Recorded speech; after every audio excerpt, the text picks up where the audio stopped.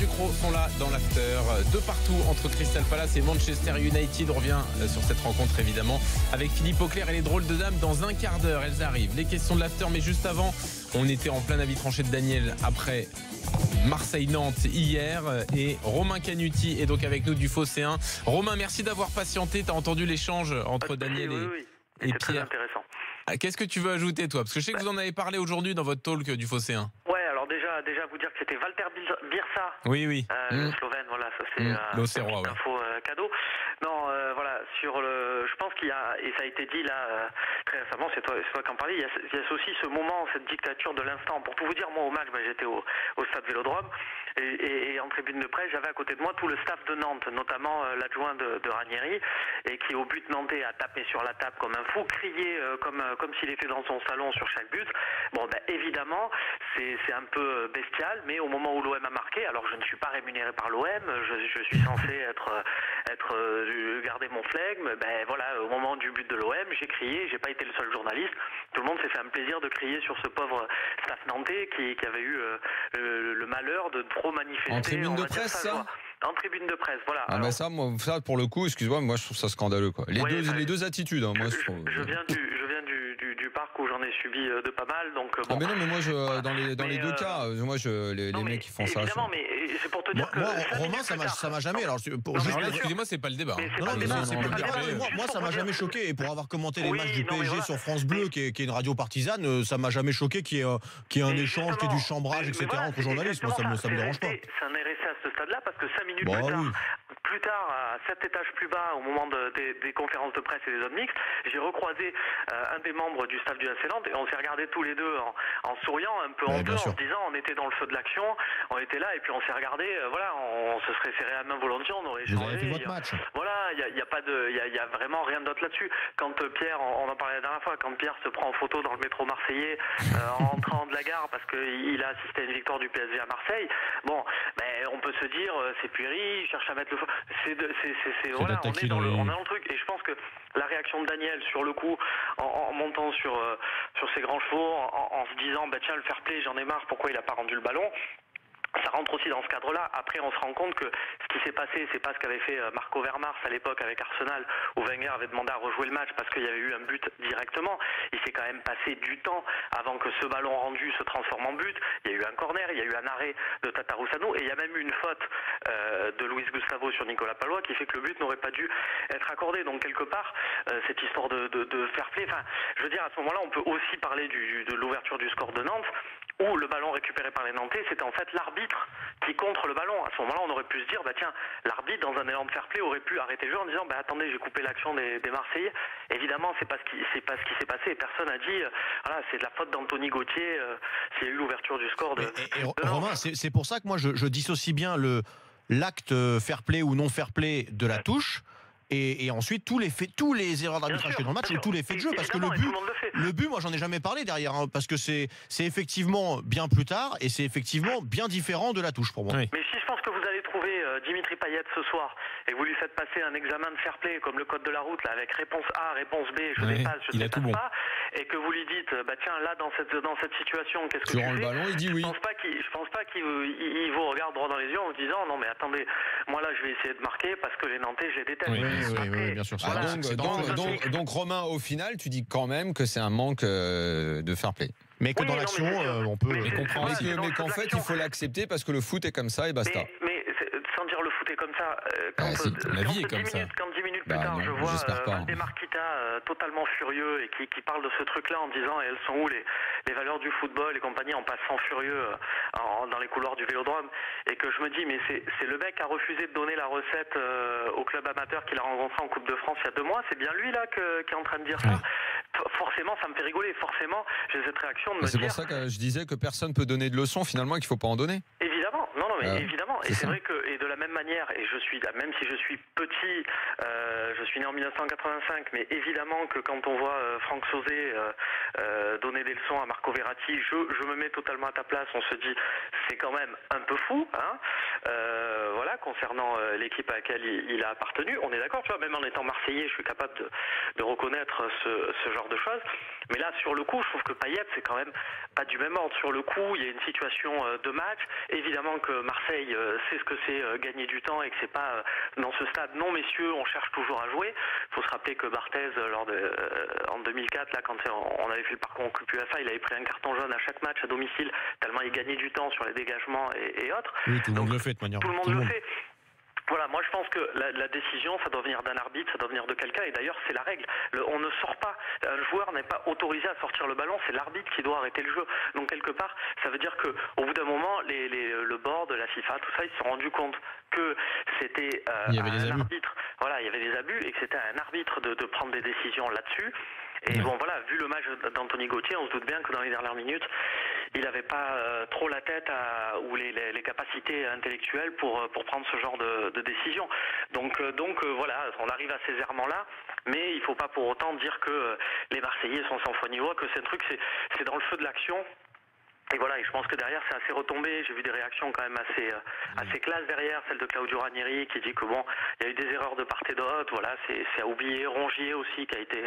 Ouais, alors Romain, là je te suis pas trop. Rongier effectivement, je trouve a été top. Ranieri dit quand même, bon bah voilà, il n'y a pas de fair play, pas forcément gentleman. Payet à chaud, oui. C'est génial parce que Ranieri, je pense que moi je le vois en zone mixte pour tout. Vous connaissez un peu le truc, mais on va expliquer aux gens qui nous écoutent. Ranieri il descend, il a plusieurs points. Il s'arrête d'abord avec Canal+. Ouais. Ensuite il part un peu plus loin, il va en conférence de presse, où là déjà son discours retombe et il y a encore un peu de c'est dégueulasse. Et au moment de partir, il voit des journalistes qui attendent en zone mixte, il ne pouvait pas aller en conf de presse. Donc il vient, et là il a ce discours-là. Donc c'est-à-dire qu'en fait, en répétant son discours à la troisième fois, il se rend compte, en fait, en s'écoutant parler lui-même, parce qu'il n'a pas eu d'autres interlocuteurs, il se rend compte que ce qu'il dit, voilà, sur le côté je suis au scandale. Eux ont été plutôt classe. Bon, Rudy Garcia a quand même dit ils ont trop triché. Bon, moi je vois pas où ils ont triché.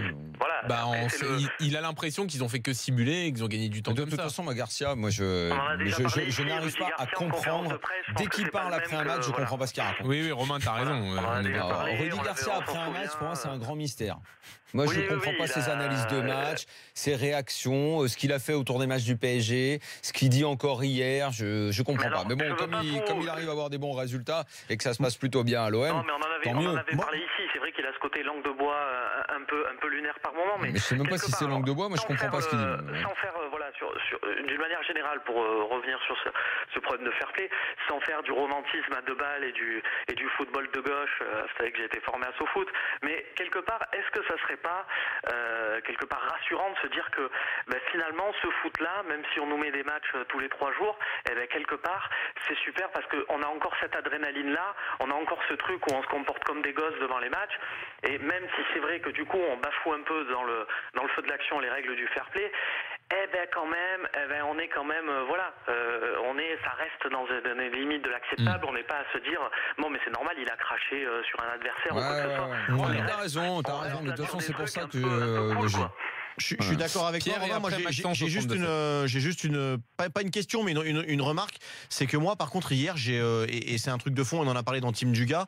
J'ai l'impression que tout a pris de l'ampleur. Sur le climat. Alors attends, Pierre, je te redonne la parole sur le climat délétère. C'est ça, autour du match. Comment tu me coupes aujourd'hui? Non, mais Team Duga dans. Non, mais je vois où tu veux en venir et je veux te laisser du temps. Non, mais je sais. Il a dit quoi, Francky Leboeuf, qui rend pas le ballon? Attends, juste Maxence est avec nous au 32-16. Jean-Louis. Salut Maxence. Salut les gars, ça va? Salut Maxence. Alors Maxence, qu'est-ce que t'en penses toi de tout notre débat et de l'avis de Daniel? En fait, moi, sur le principe, j'étais plutôt d'accord avec Daniel, en fait. Mais là, j'appelais surtout, en fait, parce que depuis hier, ça me saoule un petit peu. On parle que de l'aspect fair play, de tout ce qui s'est passé, l'arbitre, pas l'arbitre, etc. Et en fait, depuis hier, on parle pas du tout du match et de la prestation de l'OM. C'est pas faux. On en a parlé un peu pour dire que certains mecs n'avaient pas été bons, que Gustavo n'est pas en forme en ce moment. Qu'il y avait eu une première mi-temps. Que j'ai pas compris pourquoi il avait joué avec cette compo-là et que j'aurais aimé quelqu'un d'autre à la place de Zambo Anguissa. On en a quand même un peu parlé, Maxence. C'était hier, là, pour le coup. Mais depuis, c'est vrai que c'est un peu éclipsé. Ça fait 4 matchs qu'on n'a pas gagné, au final, si on compte le match de Braga. Ça fait 4 matchs qu'on n'a pas gagné. Ça fait 4 matchs qu'on se procure de moins en moins d'occasions. J'ai l'impression que les joueurs sont complètement cramés et au final l'incident, on va dire, d'hier avec Dimitri c'est Payet, secondaire, je suis d'accord avec toi, Maxence. Si tu veux, on peut profiter que tu sois là pour en parler un petit peu, que tu nous donnes ton avis là-dessus. Nous, avec Pierre, on avait dit, tu avais dû entendre il y a quelques semaines, que cette période allait être compliquée. Mais heureusement pour l'OM, elle est également compliquée pour un concurrent direct qui est Lyon. Monaco profite de son calendrier et tout ça était prévisible. On avait dit Monaco, ils vont profiter de la période. Une fois qu'ils ont renversé ce match contre Lyon et que ça a été un déclic pour eux, derrière, le profit du calendrier, immédiatement, on l'a vu.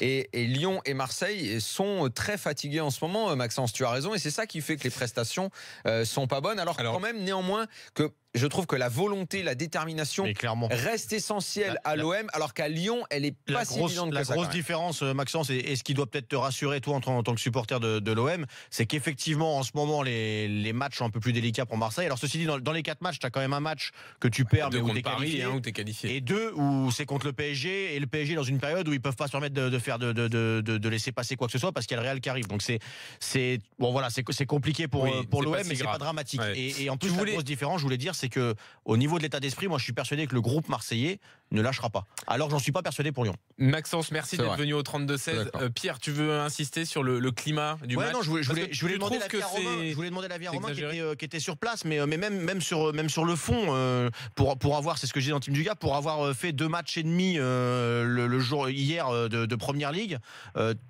T'as des matchs où c'est engagé en Première Ligue aussi. T'as plein de contacts, t'as plein de fautes. Il y a des arbitres qui sifflent, mais il y a toujours du dialogue entre les deux. Et on le voit sur tous les matchs. À chaque action, il y a du dialogue et des bons dialogues des deux côtés. Les joueurs respectent les arbitres et inversement. Et hier, dès le début du match, on sentait que c'était un match où du côté de l'arbitre, qui est dans son attitude exécrable, et du côté des joueurs, tu sentais que ça allait envenimer les moindres situations. Alors on pouvait pas imaginer comment ça allait terminer, mais on sentait que c'était un match pour ça, quoi. Et plus sur le fond. En France, j'ai l'impression qu'en ce moment, on tend vers ça et pas vers le bon côté. T'as perçu ça, Romain? Oui, c'est tout à fait. Mais les arbitres français, il y avait un match, je crois que c'était il y a Metz, l'OM réception de Metz il y a quelques semaines. Payet donne une interview le matin dans l'équipe une longue interview où il explique que les arbitres anglais, il y a beaucoup plus de dialogue, exactement ce que dit Pierre.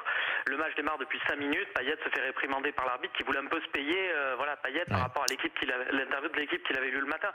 C'est exactement le symbole de tout ça, de ces arbitres français. C'est le symbole de Zlatan qui met son triplé et l'arbitre qui lui dit non, le ballon je vous le donnerai dans mon bureau, vous devez me dire s'il vous plaît. Et inversement, Romain, je parle aussi du respect des joueurs envers les arbitres, et c'est un peu le serpent qui se mord la queue. On va arrêter là-dessus, messieurs. Romain, merci beaucoup. Romain Canetti du Phocéen. À bientôt dans l'after. Salut Romain. Dans une seconde, les drôles de dames. Il a dit quoi, Francky? Il rend le ballon ou pas? Francky, le bœuf. Écoute, on n'en a pas parlé finalement. Ah bon, c'est pas vrai. Les drôles de dames. Si. Non, on n'a pas parlé. Francky? Oui, on n'a pas parlé. On était avec Andoni Zubizarreta. Donc et Dugas, il a dit quoi? Dugas, il était comme toi, il était un peu perdu. Enfin, il était tiraillé entre les deux sentiments. C'est ça. Dans un instant, il a jamais fait une touche, Dugas. Alors, il a jamais fait une touche, il a toujours été fair play toute sa vie. Mais exemplaire, vraiment, aucun problème. Les drôles de dames, Fred Hermel notamment pour le Real, il va nous parler des absents qui vont peut-être pas être absents. Enfin, on en parle avec lui demain. PSG Real et puis l'actu des autres championnats évidemment, l'Angleterre, l'Italie et l'Allemagne. Pardon. À tout de suite dans l'after.